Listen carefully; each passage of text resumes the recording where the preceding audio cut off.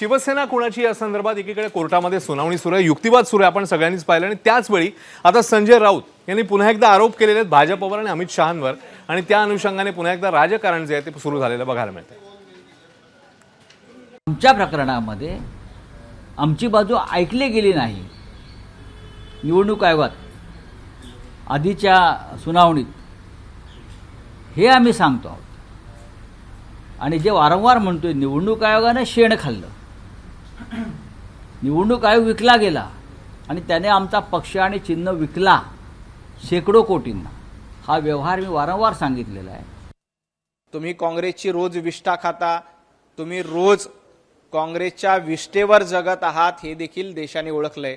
त्यामुळे निवडणूक आयोगाने शेण खाल्लं का आणखी कोणी काय केली तर तुम्ही नेमकं काय करताय? तुम्ही स्वतःचा पक्ष काँग्रेसच्या दावणीला बांधण्यासाठी जवळपास 10,000 कोटी रुपयाची डील उद्धवजी ठाकरे, आदित्य ठाकरे आणि संजय राऊत यांनी केली। संजय राजाराम राऊतला ते कुठलाही आरोप आतापर्यंत खरंच झालेले नाहीये, म्हणून त्यांना कदाचित आकड्याचाच खेळ कळतो। त्यांनी किती मध्ये पवारांना त्यांची उभाटा विकलंय हे पहिलं त्यांना विचारा।